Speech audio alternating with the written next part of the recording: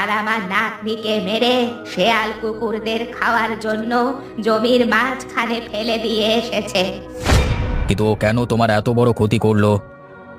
ওর নজর ছিল আমার হোটেলের দিকে, কিন্তু আমি কিছুতেই আমার হোটেলটাকে দিতে চাইছিলাম না, তাই আমাকে আর আমার নাতনিকে ও মেরে ফেলেছে।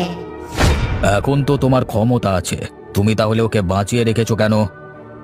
আমি চাইলেও ওর ক্ষতি করতে পারি না এখন, না হলে ও আমার হোটেলটা পুড়িয়ে দেবে।